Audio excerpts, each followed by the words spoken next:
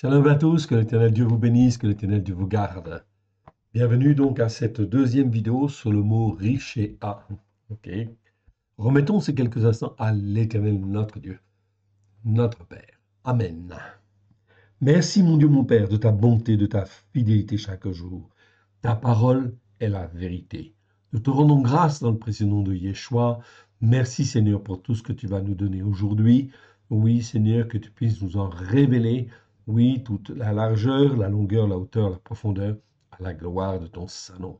Merci Seigneur, que ce qui est de toi soit moins de grâce et de vérité au travers de Yeshua, ton Fils bien-aimé, et que cela puisse trouver dans chacun de nos cœurs un terrain favorable, afin de nous former, façonner, oui Seigneur, à la gloire de ton Saint-Nom, car tu es notre Dieu et nous sommes tes enfants. C'est toi qui nous as rachetés par le sang précieux de ton Fils bien-aimé, afin que nous puissions être à toi, oui, ton serviteur, ta servante, oui Seigneur, à la gloire de ton Saint-Nom. Aide-nous, mon Dieu, mon Père, à te faire plaisir, que nous puissions faire les œuvres que toi, tu as préparées d'avance pour te glorifier. Toi, le seul vrai Dieu, et celui que tu as envoyé. Alléluia. Amen. Allons, ne tardons pas plus avant, en fait, effectivement, nous allons dans notre texte. Donc, nous étions arrivés à Ézéchiel 33, verset 12. 33, verset 12, et ce qui nous intéresse, c'est en fait ici le mot riche et a. OK? Donc, on le voit en fait ici, je vous l'agrandis pour que vous puissiez bien le voir. Richea, qui existe 15 fois dans 15 versets, c'est un nom féminin, numéro strong 07564. Le première fois, c'est dans Deutéronome 9.4. Nous allons voir tous ces versets, on en a vu déjà, je crois, 7 ou 8 déjà, et on va voir en fin de compte tous ces 15 versets. Alors, on va revoir quand même la définition pour bien comprendre ce mot richéa. Donc, tout d'abord, richéa, ok, je vous l'agrandis, vous l'avez là. Et je vous agrandis aussi recha, en fait, ici, que nous avons vu, en fait, aussi, ok, quelque part, voilà. Donc, j'agrandis tout ça. Voilà, comme ça, vous avez la définition de richéa et de recha. Très important. On va donc voir la nuance. Très, très important. Ok, je l'agrandis pour que vous puissiez bien voir. Ok, on descendra tout à l'heure. Ok, pour voir le deuxième. Ok. Donc, le mot richéa que vous voyez là, ça s'écrit avec un resh, un shin, un e, un aïn, pardon, et un e. Ok, c'est la même chose que le mot en dessous, recha. Je vous le montre ici. Vous voyez, vous avez un resh, un shin et un aïn. Ok. La seule chose qui différencie ce mot-là, nous l'avons étudié, il existe en fait 30 fois dans 29 versets. Ok, nom féminin, ok, numéro strong 07562, première fois dans Deutéronome 9, 27. Nous avons fait, en fait ici, les vidéos sur ce mot-là. Nous avons fait 4 vidéos sur le mot Recha. Recha, c'est essentiellement la méchanceté. Oui, très bien. C'est-à-dire, en fin de compte, tout ce qui est, en fait ici, qui a une relation, effectivement, ok, ici, de méchanceté. Ok, donc Reshin, en fait ici, ça vient de la racine Reshin, donc que je vous avais expliqué. Reshin, ça associe en fait ici, ça nous parle de quoi? De quelque chose qui est au centre et qui rayonne.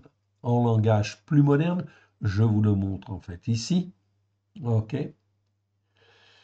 En langage plus moderne, cette racine Reshin nous parle très simplement de quelque chose, ok, ou de quelqu'un qui est au centre et qui rayonne tout autour selon une influence positive ou négative. Le fait de rajouter la racine, la lettre Aïn ici, troisième lettre ici, fait en fait que cela donne en fait ici Aïn, c'est le signe de tout ce qui est fourbe, faux, pervers, mauvais. Ok. Donc c'est très simple. Un méchant ou la méchanceté, c'est quelque chose qui est au centre et qui rayonne, qui est fourbe, faux, pervers, mauvais, qui influence son entourage. Donc, c'est pas simplement d'être mal ou mauvais, ok? Non, ça veut dire en fait ici quelque chose qui rayonne et qui influence en fait ici quelque part, ok? Et qui influence toujours dans le sens qui est contraire en fait à Dieu. Voilà ce que c'est que la définition d'un méchant en fait ici, ou de celui qui fait preuve de méchanceté. Il agit en fin de compte contre les valeurs de Dieu. C'est bien la définition ici de la méchanceté ou du fait d'être méchant. On a vu le verbe déjà. Ok? C'est en fait ici dans le même sens. Maintenant, j'en viens au mot riche a. Riche a en fait ici.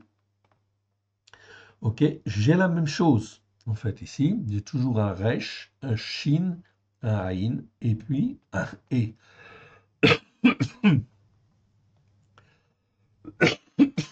Pardon. Excusez-moi.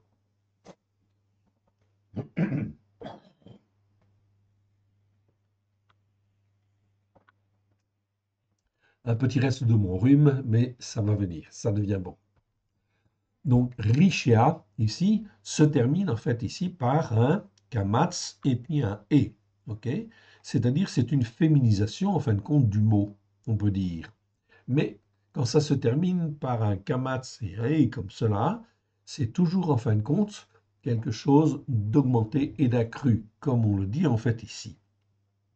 Mais ici, la terminaison kamatz et montre toujours en fait une méchanceté accrue ou une méchanceté augmentée ou une méchanceté extrême. Donc si on traduit le mot récha par méchanceté, le mot riche et a, on va le traduire par méchanceté aggravée pour faire la distinction. Mais on est toujours là, en fait ici, dans le sens de quelque chose ou de quelqu'un qui rayonne non plus en fin de compte d'une méchanceté simple, mais d'une méchanceté aggravée, en fait ici, c'est-à-dire qui est encore plus grave en fin de compte devant le Seigneur, ok, qui est extrême ou en fait ici vraiment très méchante en fait devant Dieu, sur le plan moral, sur le plan spirituel, etc. Ok, donc c'est ça qui est très important de comprendre en fait ici dans ce mot-là. Ok, on va donc voir en fait deux, trois exemples en fait ici, ok, de manière en fait à bien comprendre en fait ici ce mot-là. Et je vous donnerai des exemples concrets pour bien comprendre la différence. Dans en fait Ézéchiel 33, verset 12, et je vais reprendre à partir du verset 11 pour bien comprendre en fait le contexte. Voyons si vous le voulez bien en fin de compte ici ce passage. Donc Ézéchiel 33, verset 11. Voilà. Et on va dire versets 11, 12, 13 et 14. Dis-leur, je suis vivant. Donc l'Éternel dit, je suis vivant. Déclaration de mon Adonai, l'Éternel. Ce que je désire, ce n'est pas que le méchant meure, c'est-à-dire celui qui se comporte d'une manière mauvaise et qui persévère dans cette voie-là, ce n'est pas qu'il meure. L'Éternel est bon, ce qu'il veut, effectivement, c'est que même le méchant puisse se repentir s'il est possible. C'est que le méchant change de voie, et il va le dire en fait ici, et qu'il vive. Revenez, revenez de votre mauvaise voie. Pourquoi mourriez-vous, maison d'Israël? Car la voie du méchant, c'est toujours, toujours, toujours la ruine. Donc, quand on est en fait en opposition avec les valeurs de la Torah, des prophètes et des psaumes, à la lumière de Yeshua, on se comporte comme un méchant en réalité. Un méchant, en fait, au sens spirituel du terme, bien sûr, au sens figuré du terme. Dans le sens, en fait, propre du terme, c'est méchant, en fait, l'opposition du gentil, on est bien d'accord, c'est le même sens en français, le même sens en hébreu. Mais méchant, en fait, en hébreu, a un sens figuré qui, en fin de compte, là, tient compte de l'orgueil de l'homme et, en fin de compte, de sa persévérance à ne pas écouter et à ne pas mettre en pratique les enseignements de la parole de Dieu, de la Torah, des prophètes et des psaumes. Dans ce cas-là, on devient méchant et de plus en plus méchant. On n'a pas vu l'adjectif, en fait, encore. on le verra. Pour le moment, on est en fait simplement dans la définition de la méchanceté même. Revenez de votre mauvaise voie. Pourquoi mourriez-vous, maison d'Israël? Le mot mauvaise, en fait, ici, l'adjectif mauvais, c'est en fait l'adjectif dont je vous ai un petit peu parlé. On ne l'a pas étudié dans le détail, mais c'est important à reconnaître. C'est le mot rat. Rat, comme dans rachat, en fait aussi, c'est pareil. C'est en fait les mêmes racines de base. Okay? Rat, c'est tout ce qui est mauvais. Okay? C'est le mal, c'est le mauvais. Par opposition au bon. Okay? Le Seigneur, en fin de compte, dans le chapitre 1er, en fait, ici, sépara ce qui est bon de ce qui est mauvais, ce qui est bon de ce qui est mal, c'est-à-dire ce qui est tov, en fait, ici, de ce qui est ra. Donc, il y a bien la distinction entre ce qui est tov et ce qui est ra, ce qui est bon et ce qui est mauvais, ou ce qui est mal. Donc ça, c'est la parole de Dieu qui nous apprend, bien évidemment, ce qui est mal et ce qui est bien. Oui, on est bien d'accord. Donc, c'est bien évidemment, en fait, l'importance de la Torah, en fait, le but fondamental de la Torah, qui est la vérité, c'est bien de nous enseigner ce qui est mal, afin qu'on ne le fasse pas. Si maintenant, j'écoute le mal et que je pratique le mal, et que je commence à rayonner, en fait, autour de cette chose-là, de ces choses-là, eh bien, c'est plus simplement, en fin de compte, mauvais ou mal, ça devient, en fin de compte, méchant, en fait, ici, quelque part, d'où le mot rachat. C'est-à-dire qu'il y a une influence qui se met en place et le rayonnement fait que l'on devient un méchant. Ok. Donc, ces mots sont liés et sont extrêmement liés et très clairs. On ne peut pas, en fin de compte, déroger à la parole de Dieu. C'est impossible. Verset 12. Et toi, fils de descendant d'Adam, dis aux enfants de ton peuple. Ok. Donc, aux descendants d'Adam, c'est-à-dire que ça concerne tout le monde. Ok. Tous les hommes, pas seulement les Juifs, mais aussi, en fin de compte, les Allemands, les Français, les Chinois, les Russes, en fait, tous les descendants d'Adam sont concernés par la parole de Dieu. Et il est bien écrit que l'Éternel Dieu donna la Torah pour tous les peuples. Il la donna d'abord, en fait, ici à Israël, mais dans le but que Israël puisse transférer et communiquer les enseignements de la Torah à droite et à gauche auprès de toutes les nations, afin qu'elles puissent écouter. C'est bien dans ce sens que l'Éternel Dieu envoie son propre Fils il y a 2000 ans, bien évidemment, pour expliquer, en fait, ici, la Torah, les prophètes et les psaumes avec grâce et vérité, et racheter tous les hommes qui se repentent, qui reconnaissent qu'ils ont été pécheurs devant l'Éternel, qui reconnaissent leur iniquité et leur transgression. Au travers de Yeshua, ils peuvent être sauvés, oui, bien sûr. Pardon.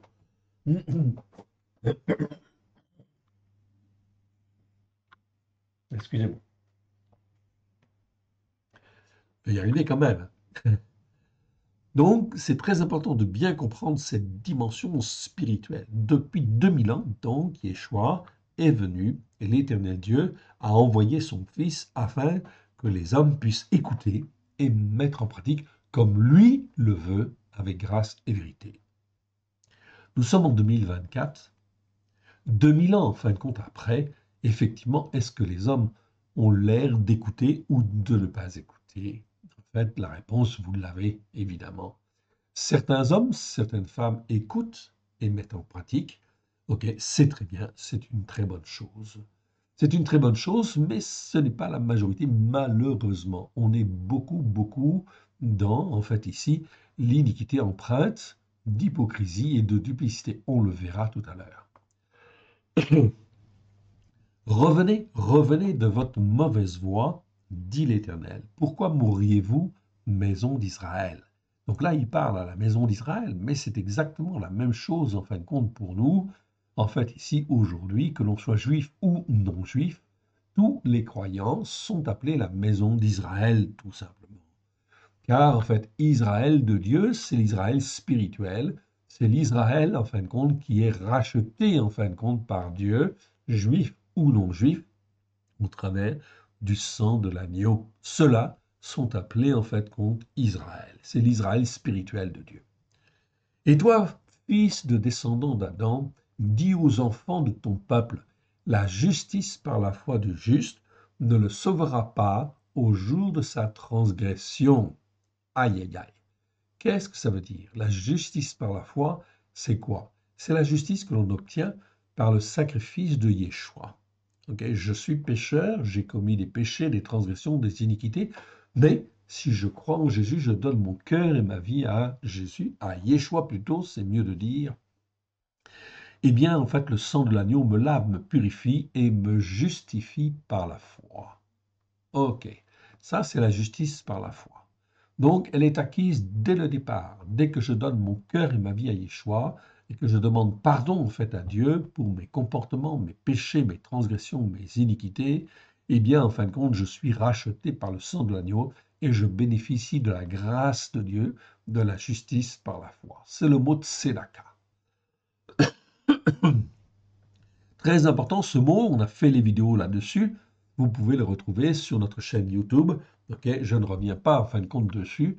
Okay, ici, c'est un mot extrêmement important.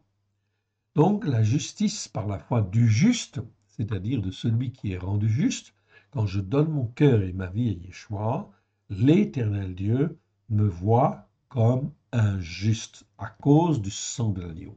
C'est merveilleux ça. Et pourtant, quand je donne mon cœur et ma vie à Yeshua, je ne suis pas transformé comme cela du jour au lendemain.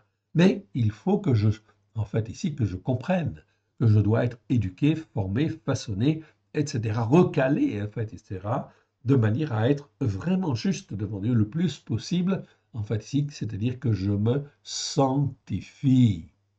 Celui qui dit je suis sauvé parce que je crois en Christ, mais qui ne fait rien et qui n'avance pas, qui n'est pas émondé dans son cœur, qui ne crucifie pas sa chair, en fait ici, qui ne grandit pas spirituellement, résultat des courses, ici, qu'est-ce qu'il est dit ici? La justice par la foi du juste ne le sauvera pas au jour de sa transgression. Ici, c'est bien le mot pécha. Pécha, c'est une transgression. Donc, je vous expliquais ce que c'était qu'en fait l'iniquité, ce que c'était que le péché, ce que de la transgression. La transgression, c'est un péché, c'est-à-dire c'est manquer le but.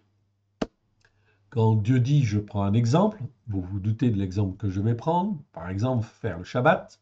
Ok, je ne fais pas le Shabbat parce que je ne sais pas, ou je ne suis pas instruit, ou je n'ai pas voulu être instruit, eh bien c'est un péché, j'ai manqué le but. Maintenant, si j'ai lu dans la parole de Dieu que je devais faire le Shabbat et que je ne le fais pas, à ce moment-là, l'orgueil s'y met, en fait ici, et ma volonté est en cause, donc là ça devient une transgression. Donc le Seigneur est en train de dire très clairement en fait ici que si tu n'obéis pas et si tu ne mets pas en pratique les fêtes de l'Éternel, si tu ne mets pas en pratique aussi d'autres commandements, il y en a bien d'autres en fait aussi, évidemment, eh bien si tu ne fais pas d'efforts pour aller dans ce sens-là, la justice par la foi du juste ne le sauvera pas au jour de sa transgression. Voilà donc en fait ici quelque chose de terrible dont nous devons prendre conscience, oui, parce que beaucoup de frères et de sœurs, en fait ici, en Christ, sont dans l'erreur, oui bien sûr. Voilà pourquoi il faut leur parler. Pas forcément les convaincre, ce n'est pas à nous de convaincre, mais c'est à Dieu de convaincre par son esprit. Mais c'est à nous de parler, nous devons témoigner de la vérité. Ça, c'est très important. Ça, c'est notre rôle à chacun. Ne le sauvera pas au jour de sa transgression. Et le méchant, en fait, ici, donc là on parle du méchant, c'est-à-dire celui qui agit d'une manière mauvaise, en fin de compte, devant Dieu, et qui rayonne, en fait, autour de lui, okay, de cette influence-là, c'est comme un méchant. Okay. Eh bien, en fin de compte, le Seigneur dit que celui qui a agi comme ça ne tombera pas pour sa méchanceté aggravée, c'est-à-dire que même s'il, en fait, va jusqu'à la méchanceté, en fait, aggravée, c'est-à-dire que son influence est vraiment très très grave, en fait, ici, sur l'entourage. Par exemple, c'est un pasteur qui a dit que la Torah, en fait, compte, n'était pas la vérité, et qui finalement, en fait, se rend compte, peut-être qu'il était dans l'erreur, alors il a enseigné beaucoup de gens, en fin de compte, dans l'erreur. sa méchanceté est une méchanceté aggravée. Oui. Mais s'il se repent, le Seigneur dit en fait ici qu'il ne tombera pas pour sa méchanceté aggravée, en fait ici, s'il revient en fait ici de sa position. C'est donc extrêmement important de bien comprendre en fait ici cette dimension de méchanceté aggravée. Dans nos traductions françaises, ce mot-là n'est jamais, jamais, jamais bien traduit, malheureusement. Donc, c'est important de le resignaler. Dans nos traductions que nous avons revues, corrigées, eh bien, effectivement, ça l'est, en fait, ici, justement pour bien comprendre la différence. Le jour où il se détournera de sa méchanceté, en fait, ici, de même, donc il ne tombera pas pour sa méchanceté gravée, le jour où il se détournera de sa méchanceté. De même que le juste ne pourra pas vivre par sa justice au jour de son péché. En fait, ici, là, ce n'est pas le mot transgression, c'est le mot péché. Donc, c'est même plus grave, effectivement, que simplement la transgression. Excusez-moi, en fin de compte, encore.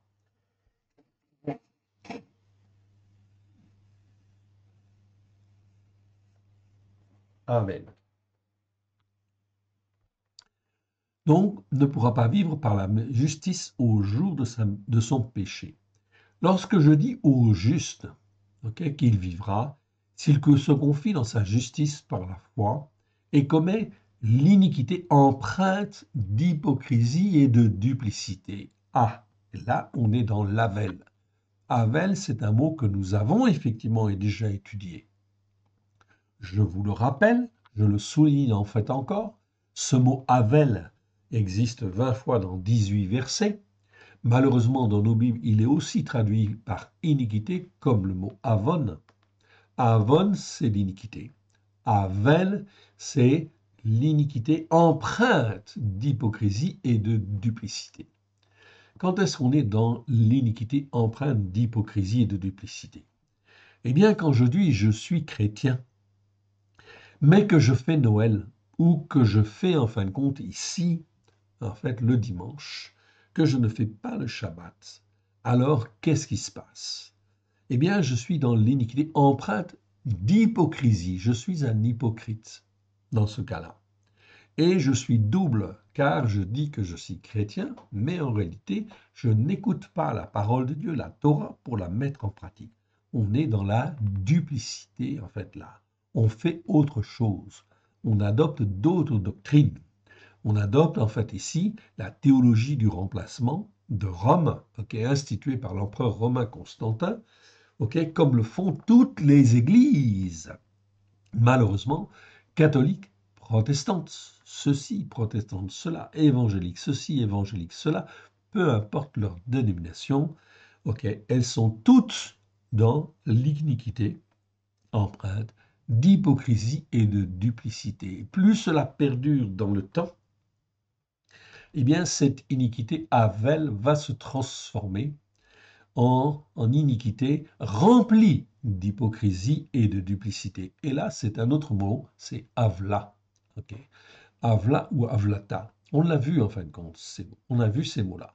C'est donc très important, ça correspond effectivement à un endurcissement du cœur, et ça veut dire en fin de compte que les hommes et les femmes perdurent en fin de compte dans la désobéissance et la soumission. Voilà pourquoi c'est extrêmement important dès le départ de s'impliquer, j'allais dire s'infliger, c'est pas tout à fait s'infliger, mais de s'imposer des règles qui soient conformes en fin de compte à l'écriture. Quand Dieu dit de faire le Shabbat, tu fais le Shabbat parce que Dieu te demande de le faire, parce que ça fait partie en fin de compte des signes d'appartenance à l'Éternel. Oui, bien sûr. Alors on continue. Donc, et comme est l'iniquité empreinte d'hypocrisie et de duplicité, toute sa justice par la foi sera oubliée, et il mourra à cause de l'iniquité empreinte d'hypocrisie et de duplicité qu'il a commise. Donc là, on voit très clairement, en fait ici, ce n'est pas moi qui le dis, c'est les Écritures qui le disent, ce sont les jugements en fin de compte de l'Éternel. Ça fait partie des jugements justes. Lorsque je dis au méchant, tu mourras, s'il revient de son péché, et pratique un jugement juste et la justice par la foi, alors à ce moment-là, il sera sauvé. Si le méchant rend le gage, s'il restitue ce qu'il a ravi, s'il suit les règles qui donnent la vie, sans commettre l'iniquité empreinte d'hypocrisie et de duplicité, il vivra, il ne mourra pas.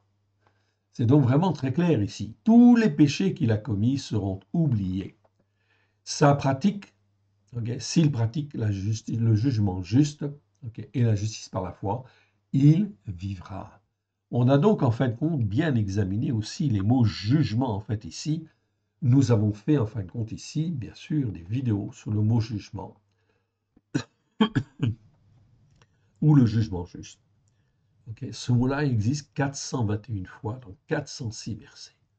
On a pris le temps de voir tous ces versets. Ça fait 33 vidéos pour apprendre en fin de compte à marcher dans le jugement juste. Oui, c'est vrai, c'est un petit peu long, mais vous ne pouvez pas vous imaginer comment cela nous forme et cela nous façonne, en fait, ici, dans le jugement juste, dans la manière de juger de l'Éternel. Et ceci, en fin de compte, bien évidemment, est extrêmement intéressant, non pas pour être à la place de Dieu, bien évidemment, mais pour être un avec lui. Parce que dans ce cas-là, nous pouvons être un avec le Fils et un avec le Père, parce que nous comprenons, en fait, ici, comment, en fait, le Père pense. Juge et comment il veut sauver par l'intermédiaire de son Fils Yeshua. C'est donc extrêmement important de bien comprendre cette dimension spirituelle. Verset 19. Si le méchant revient de sa méchanceté aggravée, revient de sa méchanceté aggravée et pratique un jugement juste et la justice par la foi, il vivra à cause de cela.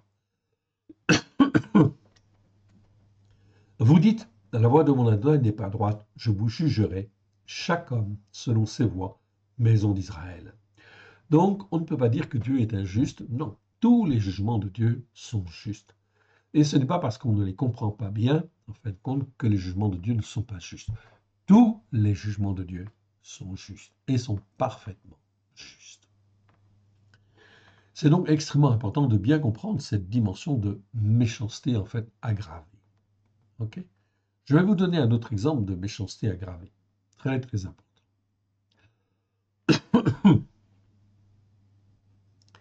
Un autre exemple de méchanceté aggravée, nous sommes aujourd'hui, donc en 2024.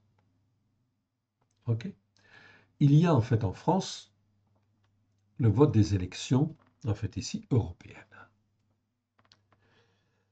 Ok, le vote des élections européennes, en fait ici, fait que ici, il y a eu en fait une montée très très nette, effectivement, de l'extrême droite.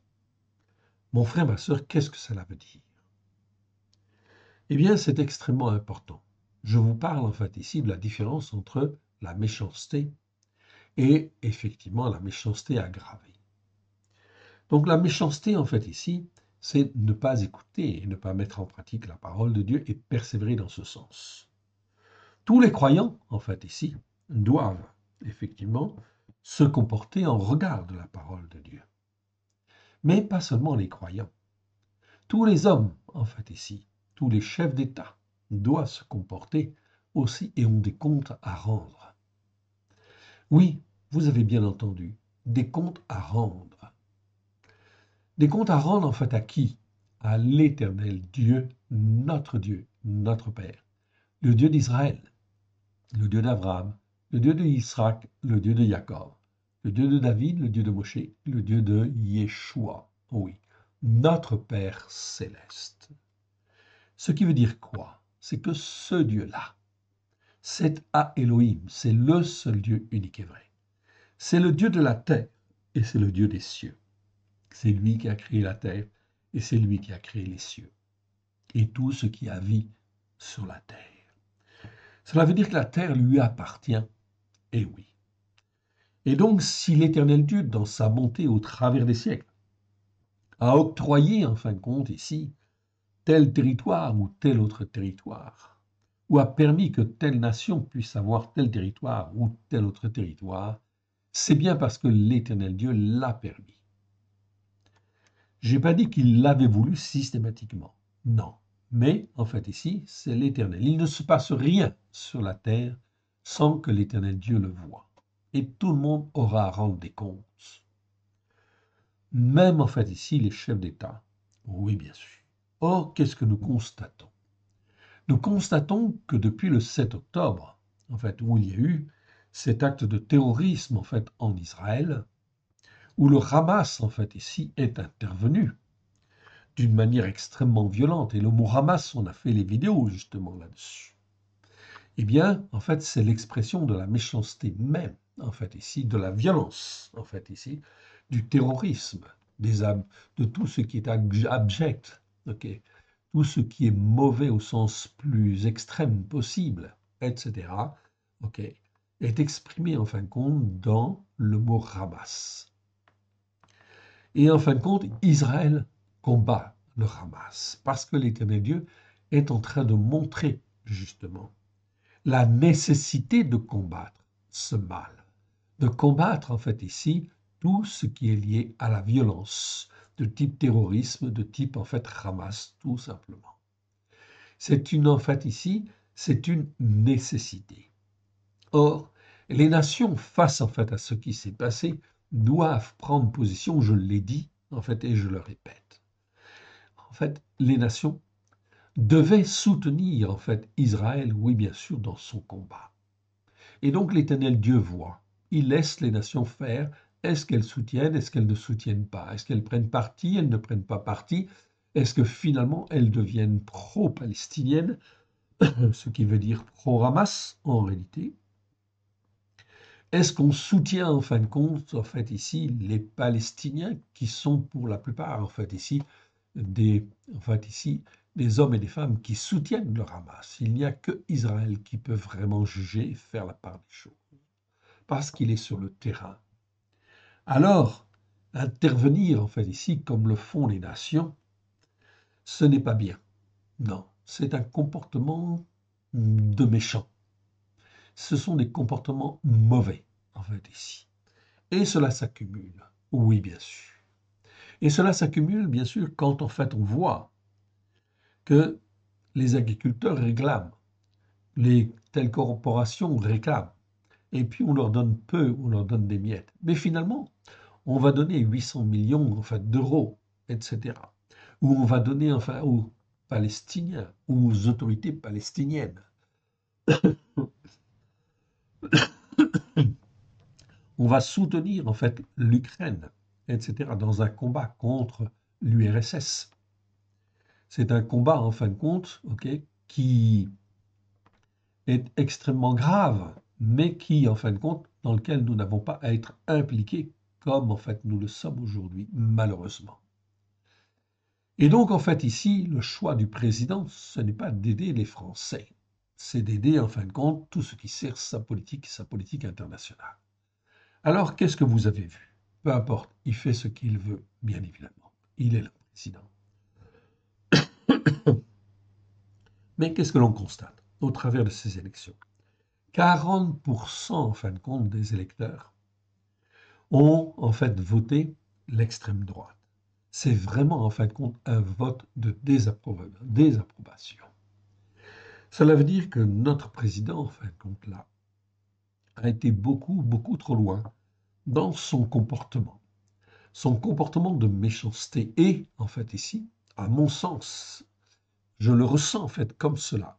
Il n'est plus dans la méchanceté, mais il est dans riche A, la méchanceté aggravée. C'est pour ça que l'Éternel Dieu intervient et en fin de compte l'a incité quelque part à prendre cette décision en fait ici supprimer en fait ici, comment dire, l'Assemblée nationale, de dissoudre l'Assemblée nationale. Et aujourd'hui, les Français se retrouvent dans une situation extrêmement grave, extrêmement, en fin de compte, difficile, oui, bien sûr. Que doivent-ils voter? Est-ce qu'ils doivent voter, en fait, l'extrême droite? Ou est-ce qu'ils doivent voter, en fait, ici, PS, Front Populaire? etc. Et Front populaire qui en fait soutient les Palestiniens, donc le Hamas en fait ici, donc en fait aussi certains mouvements islamiques, etc. Alors là, ça devient extrêmement grave. Pour ma part, en fait ici, je suis français et je vais voter oui, bien sûr. Mais ici, il y a un vote, comment dire, il y a une désapprobation, ok, non seulement des Français, mais pour moi, il y a une désapprobation, en fin de compte, qui vient de notre Dieu, de l'Éternel, vis-à-vis de notre président. Cela veut dire qu'en fait ici, nous sommes là dans la méchanceté, en fait ici, aggravée, ce qui fait qu'en fin de compte, ok, notre président est jugé quelque part, et cela veut dire qu'en fait la France, la République, en fait ici, quelque part, malheureusement, ne reconnaît pas, en fait, Dieu comme étant le Tout-Puissant, comme étant le maître de la terre, et ne remercie aucunement Dieu d'avoir donné la terre, le territoire, en fait, ici, en gestion, en fait, à la France, à la République française. Donc, ce n'est pas la République, en fait, ici, qui est en premier, ce n'est pas elle qui domine quelque part, car la République française n'a jamais fait, en fait, le monde, n'a jamais fait la terre. Non. Donc, cela veut dire que la République française devrait, en fait, ici, quelque part, plier le genou devant l'Éternel, notre Dieu. Est-ce qu'elle va le faire? L'Éternel Dieu ne veut pas la mort du méchant, oui, même quand il est dans la méchanceté aggravée. Vous comprenez en fait ici la méchanceté aggravée, c'est persévérer en fin de compte à ne pas vouloir plier le genou et à être l'orgueil. La République française est morte en réalité. Voilà pourquoi en fin de compte notre pays, comme beaucoup de pays, comme tous les pays en fait ici occidentaux, vont être sous la coupe en fait du Front National, sous la coupe, pardon, du Front National, de l'extrême droite. Nous avons fait en fin de compte, il y a plus de 4 ans déjà, des vidéos sur les prophéties de Daniel et de l'Apocalypse. C'est écrit dans les Écritures. C'est écrit que toutes les nations occidentales vont être sous la domination du léopard. C'est-à-dire, dans l'Apocalypse, ça veut dire quoi? Ça veut dire effectivement, dans l'Apocalypse et dans Daniel, ça veut dire tout simplement que la France et les pays en fait occidentaux vont être sous la domination de l'extrême droite d'une manière ou d'une autre. C'est une affaire de mois. Ce n'est même pas une affaire d'années, en fait, ici, si je puis dire, quelque part, ou tout au moins, c'est les prochains mois que ça va se jouer.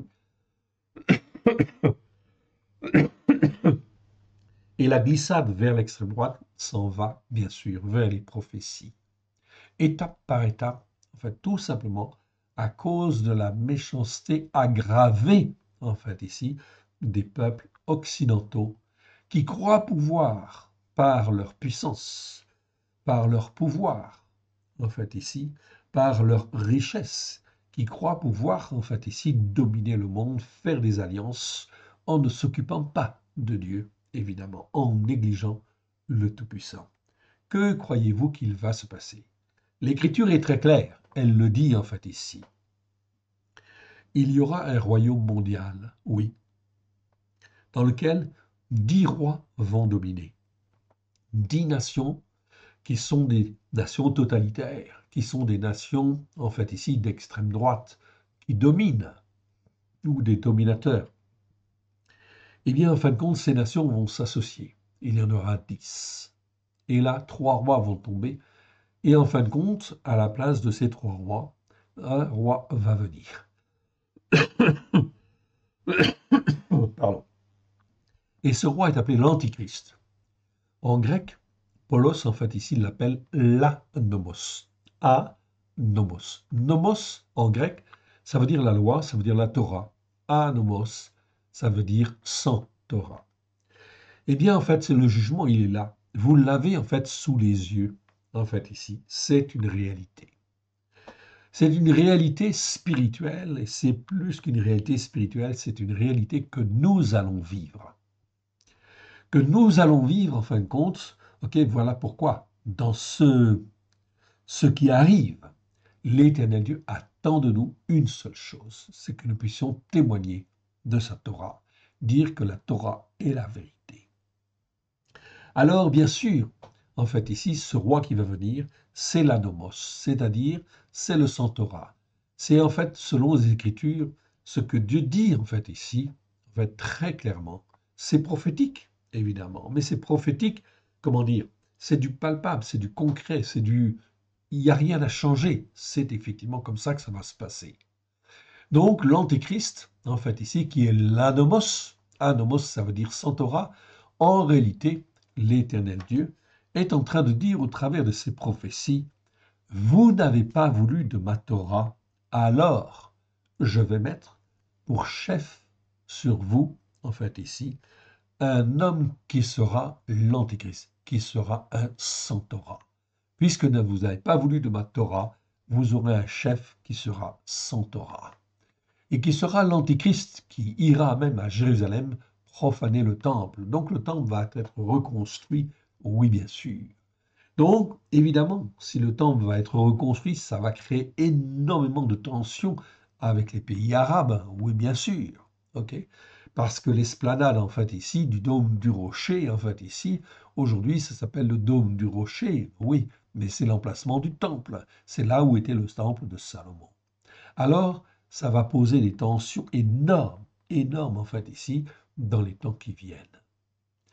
Lorsque vous voyez effectivement l'extrême droite qui va monter en fait en France et qui en fait ici en passe de remporter les élections en fin de compte européennes, mais également les élections en fin de compte nationales, ou en fait d'être très très proche, on n'a pas encore le résultat, mais peu importe en fait ici, ça s'en va dans le mauvais sens.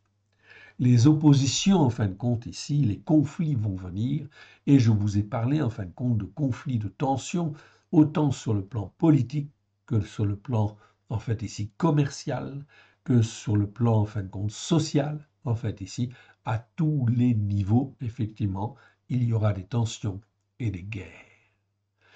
L'Éternel Dieu est le Tout-Puissant. Dans les Écritures, et ce n'est pas bien traduit dans notre traduction française, malheureusement, mais l'Éternel Dieu est le seul qui peut faire que, en fait, ici, il y ait la guerre entre toi et ton prochain, entre toi et ton ami.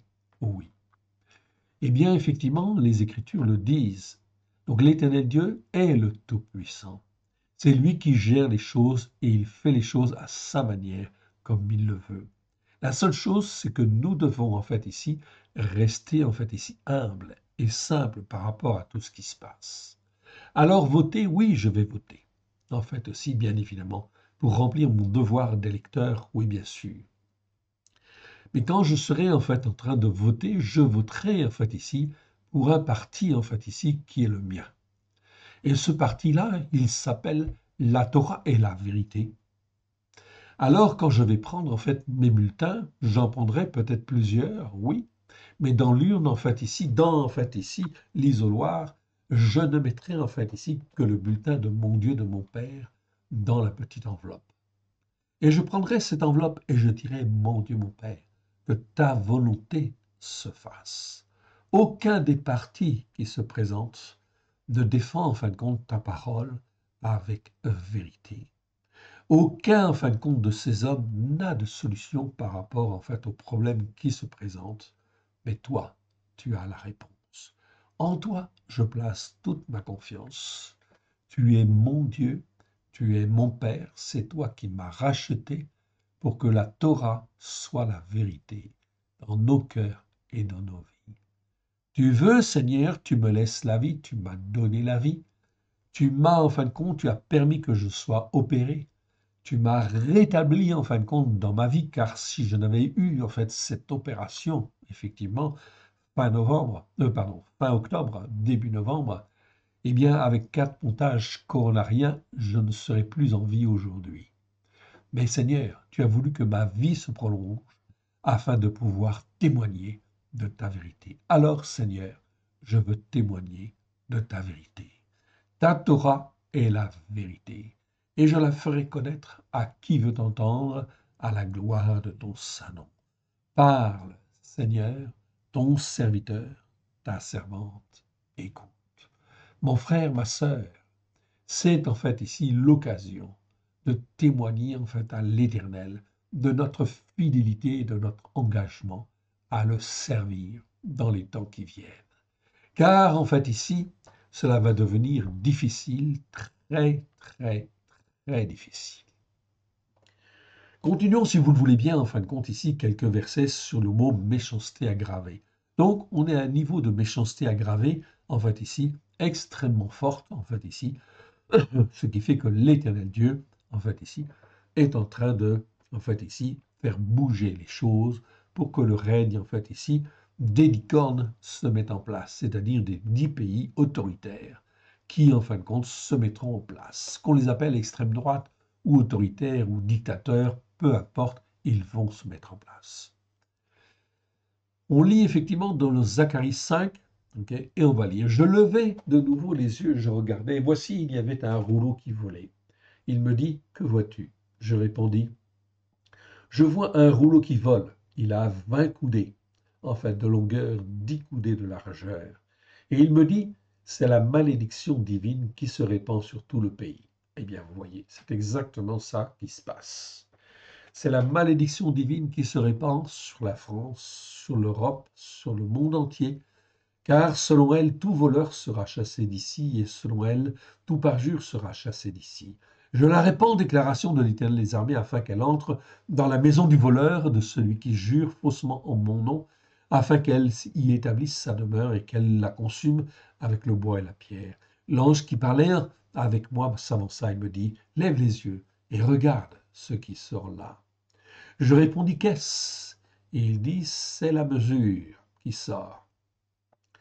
La mesure, en fait, ici, l'EPHA, c'est ce qui contient tous les jugements de Dieu, si vous voulez. Okay, c'est la rétribution de Dieu. Il ajouta, c'est selon ce qu'ils ont vu dans tout le pays, c'est-à-dire que Dieu a vu tout ce qui s'est passé. Et voici un couvercle de plomb se souleva. Il y avait une femme assise au milieu de la mesure. Et il dit, c'est qui cette femme assise? C'est la méchanceté aggravée, oui, qui va se répandre.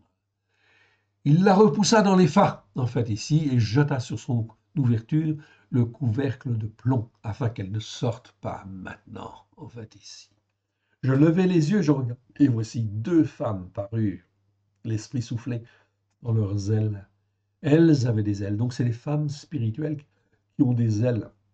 C'est-à-dire, c'est l'image, en fin de compte, de choses qui vont se répandre, bien sûr, sur toutes les nations.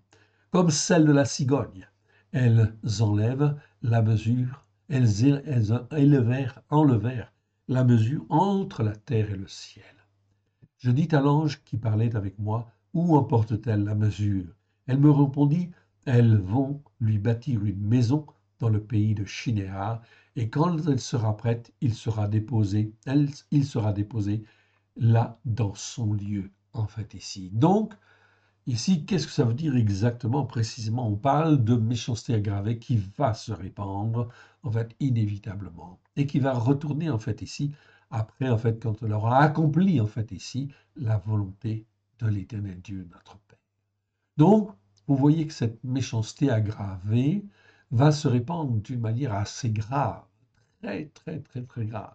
Vous ne pouvez pas imaginer, en fait, à quel point. En plus, en fait, ici, tout le conflit d'Israël, en fait, ici, okay, va se répandre. Partout dans toute la nation, on sera pro-Israël ou contre Israël. Alors, mon frère, ma soeur, il faut choisir, évidemment, le bon camp. On continue. Et on arrive en fin de compte maintenant dans Malachie. Malachie, chapitre 1, verset 4. Et je vais reprendre à partir du verset 2.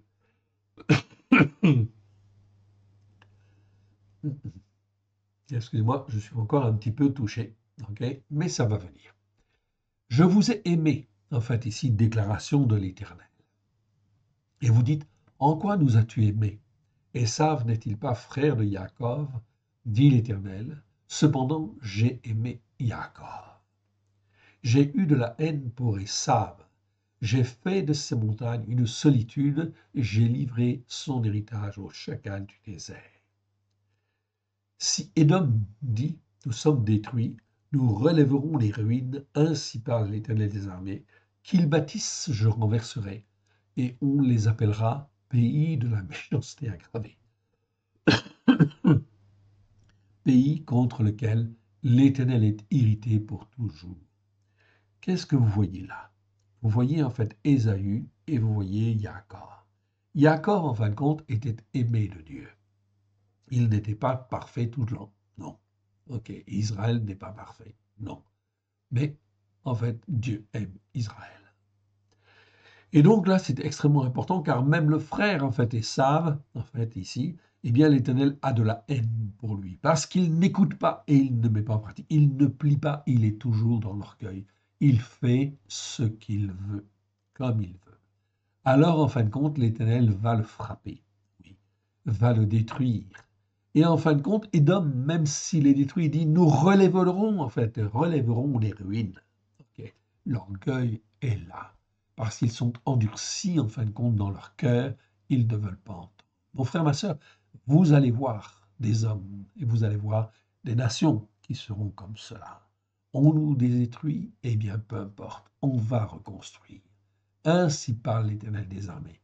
Qu'ils bâtissent, je renverserai, et on les appellera pays de la méchanceté aggravée, pays contre lequel l'Éternel est irrité pour toujours.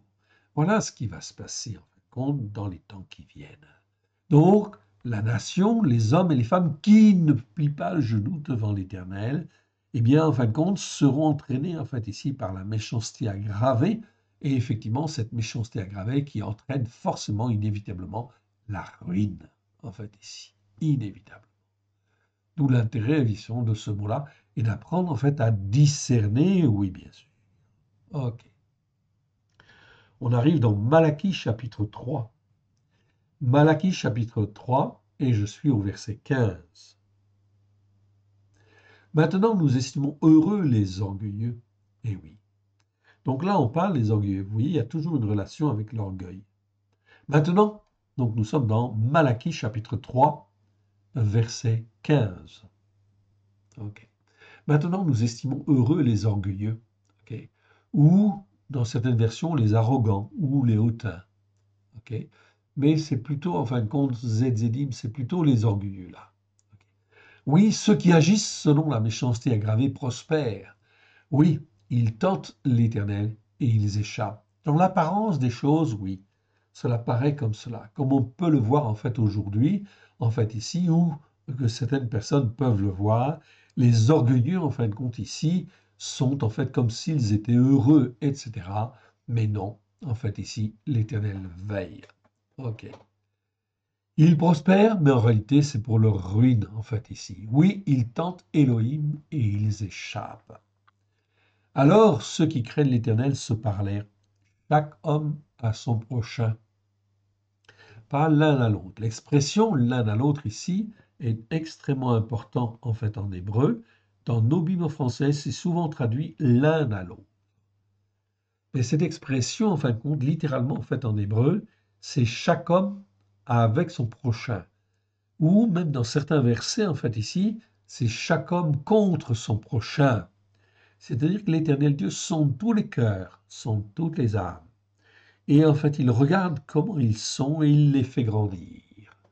Et en fin de compte, il les fait grandir dans un sens ou dans un autre.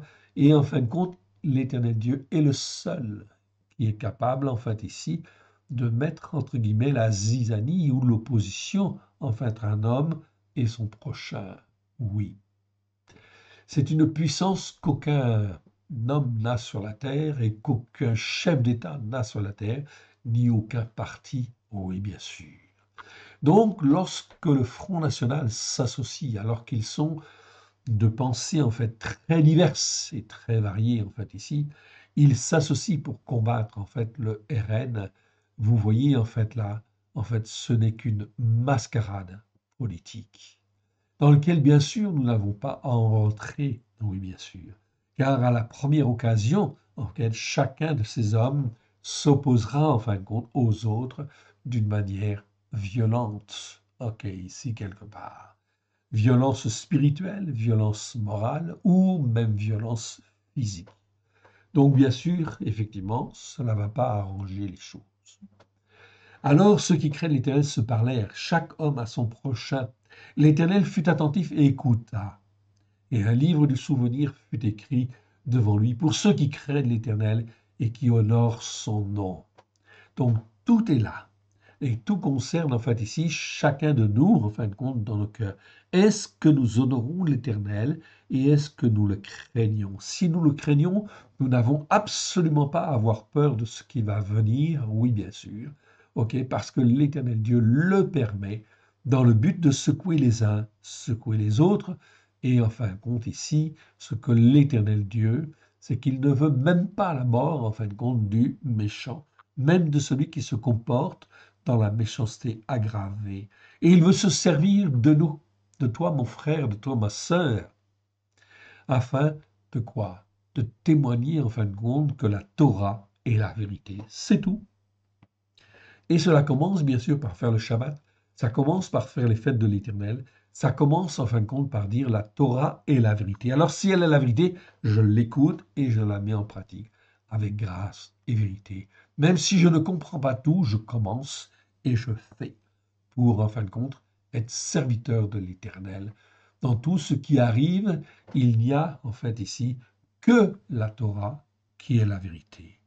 Aucun parti, en fin de compte, politique, n'a la vérité. Oui, bien sûr. Ils sont tous dans l'erreur, ils sont tous dans la méchanceté quelque part, certains dans la méchanceté aggravée, peu importe. En fait, ici, ça ne sert pas Dieu. Oui, bien sûr. OK. Dès lors qu'on est dans la désobéissance et qu'on refuse la parole de Dieu, on n'est pas simplement dans ce qui est mauvais ou le mal, on est dans la méchanceté. C'est donc très important en fait à comprendre. Et on le verra en fin de compte, on ne l'a pas vu en fait encore. Pour le moment, on a vu le verbe rachat, en fait ici, qui existait en fait 34 fois dans 34 versets. Je reprends mes notes. Ok, ça on l'a vu, vous pouvez revoir les versets, ok, les vidéos là-dessus. On a fait 6 vidéos là-dessus sur le verbe être méchant ou être rendu méchant. Quand je suis méchant, en fait, ici, j'agis avec méchanceté, eh bien, en fin de compte, je suis rendu à un moment méchant, c'est-à-dire je suis rendu coupable de méchanceté. Il en est ainsi, en fin de compte, de notre président. Je reparle de lui car c'est un exemple, en fait, très clair. Il agit, en fait, devant Dieu avec méchanceté selon les Écritures. Oui, bien sûr. En négligeant Israël, il n'a pas fait effectivement son travail, en fait ici, comme l'Éternel Dieu l'aurait voulu. Il n'a pas soutenu Israël comme, en fin de compte, à certains moments, les États-Unis l'ont soutenu. En fait, il aurait dû soutenir en fait Israël bien plus fortement que, en fait ici, que même les États-Unis. Mais il ne l'a pas fait. C'était le rôle de la France, parce que la France, c'est le mot de Tsarpat, en fait, en hébreu. Donc la France avait une mission particulière par rapport à Israël, de soutenir, en fait, Israël d'une manière, en fait, inconditionnelle. Donc on a vu le verbe rachat, ok, c'est être méchant, mais quand il est conjugué au hifil, on a vu que c'est être rendu coupable. Eh bien, notre président, lorsqu'il y a eu les élections, en fin de compte, européennes, avec 40% en fin de compte de vote, en fait ici, en faveur de l'extrême droite, en fait ici, résultat des courses, ça veut dire que notre président a été rendu coupable, en fait ici, de méchanceté devant les hommes, mais aussi devant Dieu. C'est donc là quelque chose de très important en fait à comprendre, spirituellement parlant, je dis bien. C'est donc important de bien comprendre en fait cela, en fait ici. On a vu en fait ensuite le mot Récha, 4 vidéos, ok. Le mot Récha, en fait ici le nom, et on voit maintenant le mot Richéa, ça fera 2 vidéos simplement, ok. Mais en fait on aura vu tous ces versets-là. Ensuite, on verra l'adjectif Récha, l'adjectif Racha, qui veut dire méchant. Ok, être méchant, en fait ici, c'est le qualificatif. Et là, on va voir des choses très, très, très intéressantes et extrêmement riches, évidemment, qui nous permettront d'apprendre à avoir un meilleur discernement, un meilleur jugement juste. Alors maintenant, nous estimons heureux les orgueilleux. Oui, ceux qui agissent selon la méchanceté aggravée prospèrent. Oui, ils détentent l'Élohim et ils échappent. Alors ceux qui craignent l'Éternel se parlèrent. Chaque homme à son prochain, l'Éternel fut attentif et écouta. Et un livre de souvenirs fut écrit devant lui pour ceux qui craignent l'Éternel et qui honorent son nom. Ils seront à moi, dit l'Éternel. Donc nous n'avons rien à craindre de tout ce qui va se passer. Ils seront à moi, dit l'Éternel des armées, ils m'appartiendront au jour que je prépare. J'aurai compassion d'eux, comme un homme a compassion de son fils qui le sert. Et vous verrez de nouveau la différence entre le juste et le méchant.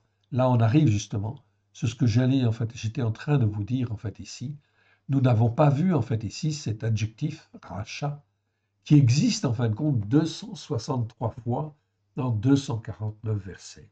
Ça, c'est l'adjectif. Méchant. OK, comme en français. Donc c'est méchant au sens propre, mais méchant aussi au sens figuré. OK?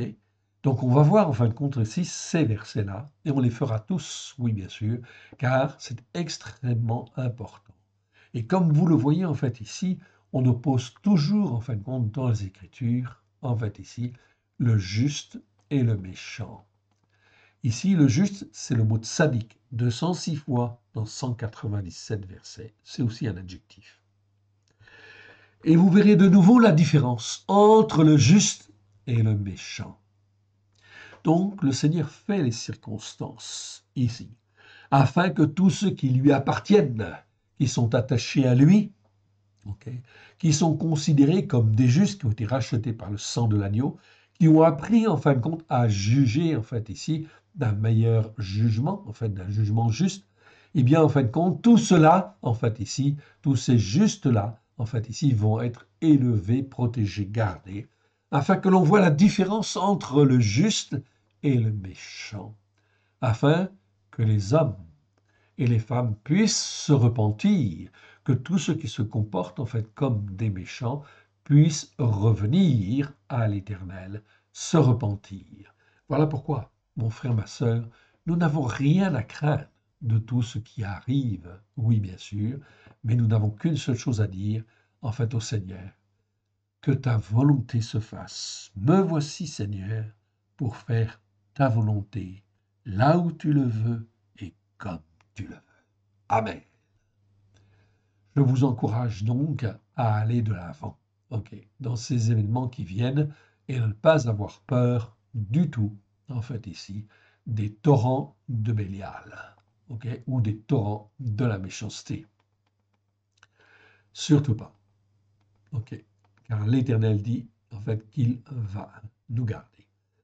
Donc, et vous verrez, verset 18, retenez 3,18, et vous verrez là de nouveau la différence entre le juste et le méchant, entre celui qui sert Elohim et qui ne le sert pas. Donc, on voit bien ici, dans ce qu'on est dans la pratique. Car voici, le jour vient, ardent comme une fournaise. Tous les orgueilleux, tous ceux qui agissent selon la méchanceté aggravée, seront comme du chaume.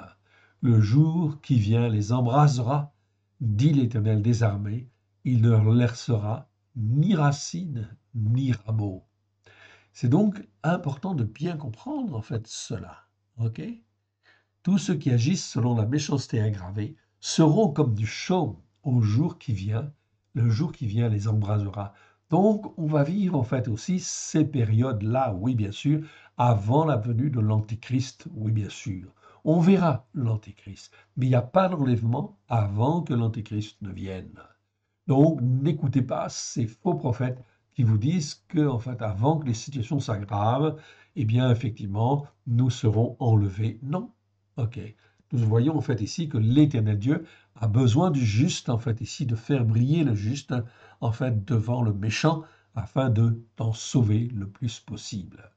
Mais pour vous qui craignez mon nom, le soleil se lèvera le soleil de la justice par la foi, et la guérison sera sous ses ailes. Vous sortirez et vous sauterez comme des veaux d'une étable, et vous foulerez les méchants, car ils seront comme de la cendre sous la plante de vos pieds, au jour que je prépare, dit l'Éternel des armées. Donc on voit bien, en fin de compte, ici, qu'il y a encore des méchants en fin de compte sur la terre, donc on n'est pas au ciel, on n'est pas enlevé en fait encore. Alors, n'écoutez pas les faux prophètes. Les faux prophètes, c'est ceux qui parlent des prophéties, qui disent Christ va venir tel jour, telle semaine, en fait ici, tel mois, telle année, mais ils n'écoutent pas la Torah, ils ne la mettent pas en pratique, ils ne font pas les fêtes de l'Éternel. Ce sont des faux prophètes. Ils ne peuvent pas avoir un jugement juste dès lors qu'ils ne disent pas que la Torah est la vérité.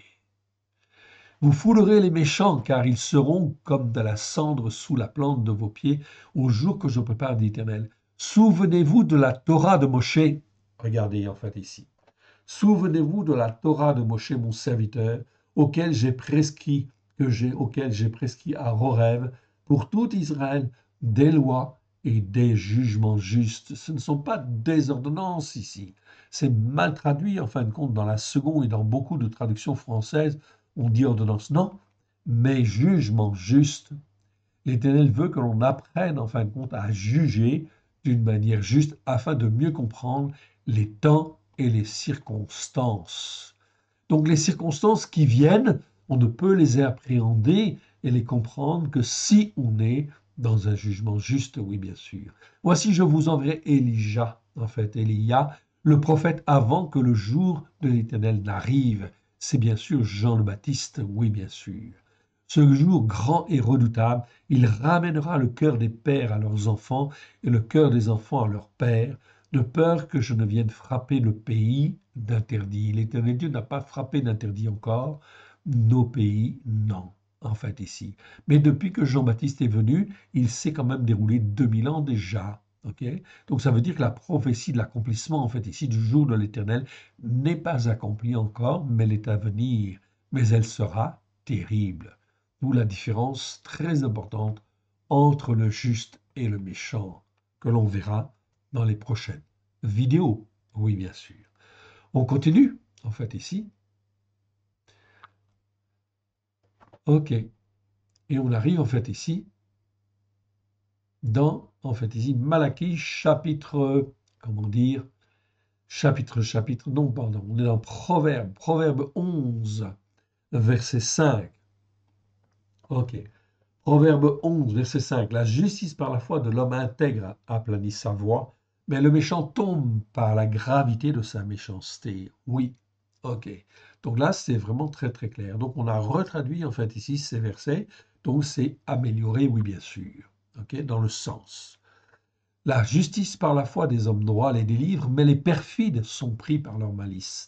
À la mort d'un descendant d'Adam, qui est méchant, l'espoir périt, et l'attente, en fait, ici, de ceux qui sont dans l'injustice est anéantie. Le juste est délivré de la détresse oppressante qui amène l'angoisse. C'est le mot de Sarah, en fait, ici, qui apparaît. Très important. On en a déjà un petit peu parlé. C'est traduit, en fait ici, c'est l'équivalent dans la tradition des nations des tribulations, en fait, ici. OK? C'est tout à fait la même chose. Sauf que tribulation, ça ne veut pas dire grand-chose. Mais en réalité, le mot de Sarah, en fait, exprime bien une détresse oppressante qui amène l'angoisse. Donc la détresse oppressante qui amène l'angoisse va venir sur toutes les nations, ok, et sur la France. Donc tous les gens qui ne seront pas, en fait, ancrés, en fait, ici, sur la Torah, les prophètes et les psaumes, n'auront aucun moyen d'avoir des racines solides. Voilà pourquoi il convient de se fortifier. Le juste est délivré de la détresse oppressante qui amène l'angoisse. Et le méchant père prend sa place. Par sa bouche, l'impie perd son prochain. Ok. Mais les justes sont armés par la connaissance. Quand les justes sont heureux, en fait, ici, la ville est dans la joie, et quand les méchants périssent, on pousse des cris d'allégresse. La ville s'élève par la bénédiction des hommes droits, mais elle est renversée par la bouche des méchants. Donc, ce sont des proverbes, oui, bien sûr. Donc, cela nous parle, nous conforte et nous instruit, oui, bien sûr. On arrive en fait au dernier verset où l'on va trouver en fin de compte ici le mot méchanceté aggravée ou gravité de la méchanceté. Nous sommes dans Proverbe 13, et je vais reprendre en fait à partir du verset 2 en fait ici. Et on va terminer en fait ici par ce passage. Proverbe 13. Un fils sage écoute l'instruction de son père, Mais le moqueur n'écoute pas la réprimande. Par le fruit de la bouche, l'homme jouit du bien. Donc l'homme, c'est Ish en fait ici, jouit du bien. Mais ce que désirent les perfides, c'est la violence. C'est le ramasse en fait ici. C'est la violence.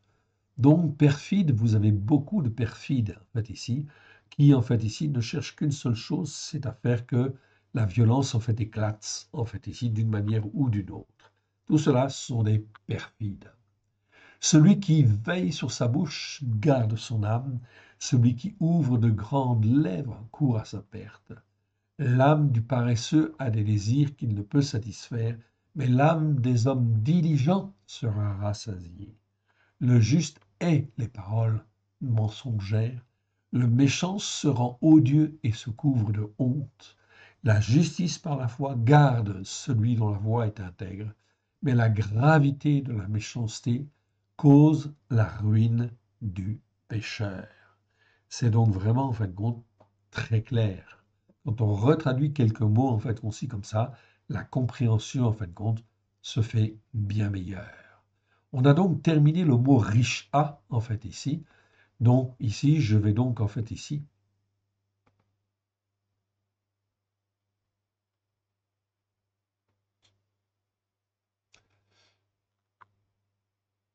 alléluia. J'espère que j'appuie sur les bons boutons. OK. Bon, donc, on va remettre, en fait, au Seigneur ces versets. Seigneur, nous te rendons grâce. Merci, Seigneur, pour les explications que tu nous donnes. Nous te rendons grâce en le précieux nom du choix. Que ce qui est de toi soit loin de grâce et de vérité au travers de Yeshua, ton Fils bien-aimé, et que cela puisse, en fait, nous trouver un terrain favorable dans chacun de nos cœurs, puisse nous transformer, nous façonner à la gloire de ton Saint-Nom. Aide-nous, mon Dieu, mon Père, à te faire plaisir, que nous puissions grandir, apprendre à mieux discerner pour faire ta volonté. C'est toi qui es le maître des circonstances, qui nous a placés là, Seigneur, pour que nous puissions être tes témoins. Parle, Seigneur, ton serviteur, ta servante, écoute. Amen. Que Dieu vous bénisse et que Dieu vous garde. Shalom à tous. Amen.